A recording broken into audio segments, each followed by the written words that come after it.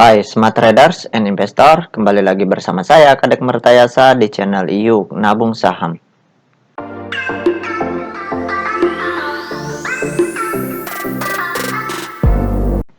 Nah, di episode kali ini kita akan membahas salah satu perusahaan yang di-request oleh Budi Dokusekai. Kode perusahaannya yaitu INTP, nama perusahaannya yaitu PT Indosemen Tunggal Perkasa. Kemudian yang kedua yaitu perusahaan yang di-request oleh Yumna Official. Kode perusahaannya yaitu FPNI.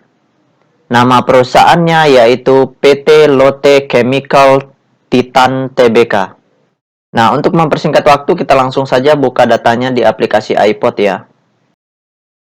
Jika Anda menyukai konten-konten kami mengundang Anda untuk mengklik tombol like dan subscribe agar Anda mendapatkan video terbaru kami setiap minggunya. Oke, kita langsung saja buka di sini chartnya. Nah, kita ganti di sini kode chartnya yang pertama itu INTP, Indosemen Tunggal Perkasa. Kemudian kita ganti time frame-nya dari bulan 1 ya, Januari 2021 sampai Januari 2022. Kemudian kita enter. Selanjutnya kita perbesar ya. Nah, berdasarkan grafik dari perusahaan Indosemen Tunggal Perkasa ini atau INTP, dari bulan Januari itu harganya 15.000 ya per lembar. Kemudian terus turun mencapai level terendah itu di harga 9.000-an.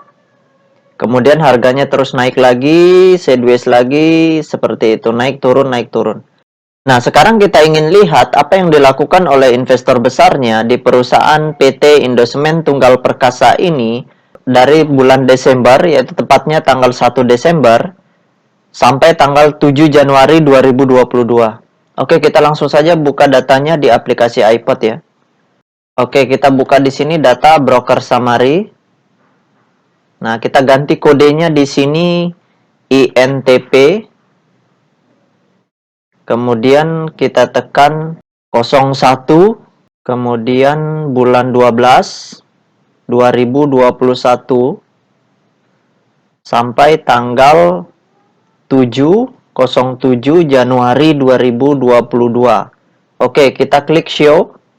Nah, berdasarkan data transaksi atau data broker summary dari perusahaan PT Indosemen Tunggal Perkasa, kalau kita hitung total lot yang dibeli dengan total lot yang dijual secara keseluruhan dengan menggunakan tools tambahan yaitu Detektor, maka dapat disimpulkan bahwasanya dari tanggal 1 Desember sampai tanggal 7 Januari 2022 itu investor besar melakukan normal distribution.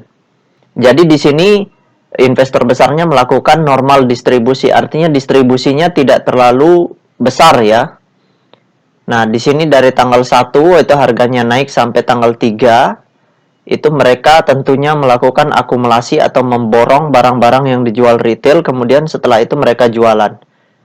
Jadi jumlah lot yang mereka beli dengan jumlah lot yang mereka jual itu tidak signifikan berbeda seperti itu. Artinya kecenderungannya tidak jauh berbeda.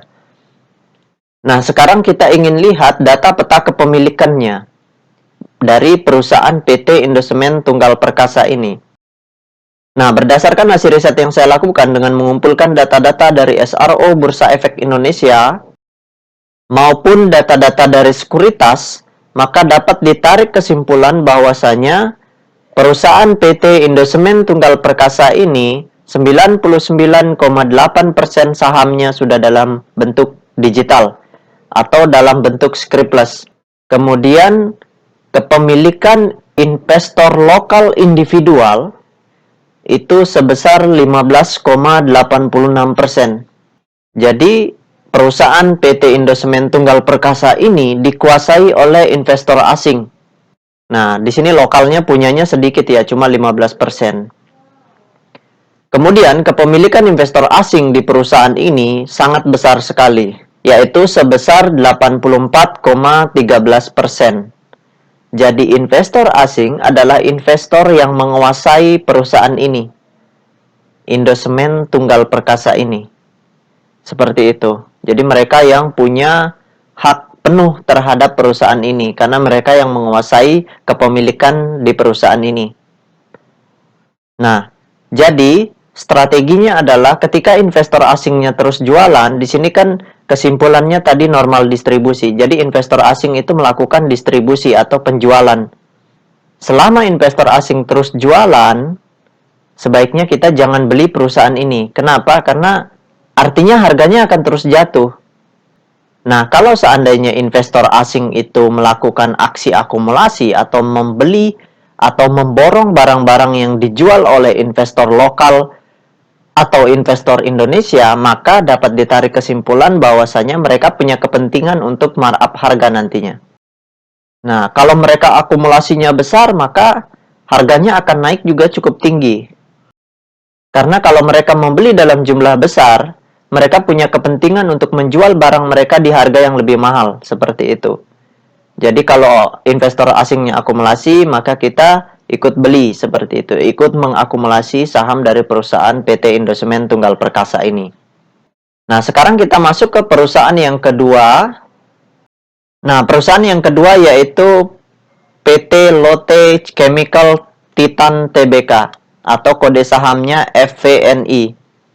Nah, berdasarkan grafik dari perusahaan PT Lotte Chemical Tinitan ini, dari bulan Januari itu harga sahamnya turun, kemudian sideways ya, selama kurang lebih 11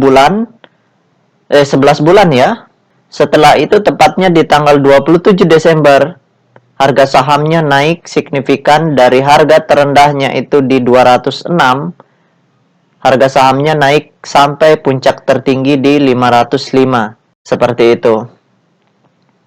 Nah, sekarang kita ingin lihat apa yang dilakukan oleh investor besarnya di perusahaan PT Lotte Chemical Tinitan ini selama dari tanggal 27 Desember sampai tanggal 7 Januari 2022. Oke, kita cek datanya di broker summary-nya ya. Kita buka dulu datanya di iPod. Nah, kita klik di sini broker summary. Oke, kita ganti kodenya FVNI ya. FPNI. Kemudian di sini kita ambil dari tanggal 27 Desember 12 kemudian 2021 sampai tanggal 7 Januari 2022. Oke, kita tekan show ya.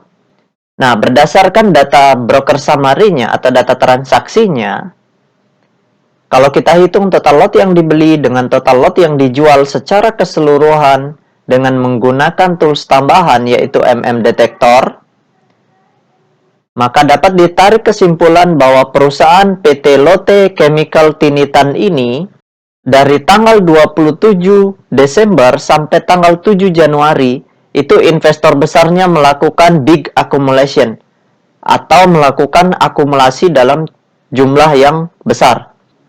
Nah, sekarang kita ingin lihat data peta kepemilikannya.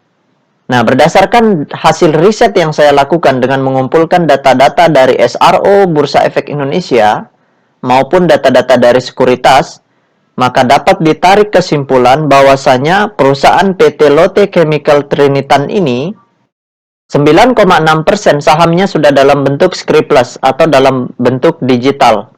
Jadi sudah dicetak dalam bentuk digital seperti itu.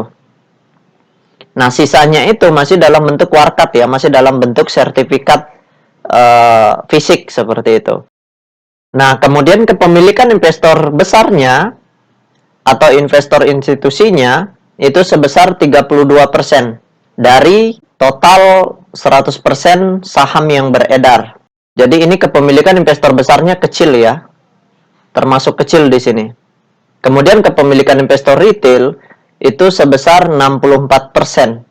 Jadi ini kepemilikan retail yang sangat besar sekali. Nah, itu saja yang dapat saya sharingkan untuk Mas Budi dengan Mbak Yumna Official ini ya. Nah, baik teman-teman investor, jika ada yang ingin ditanyakan atau ada yang ingin di-request, silakan komen di kolom komentar. Nanti saya akan buatkan videonya secara khusus. Baik teman-teman investor, see you next time. Salam cuan selalu.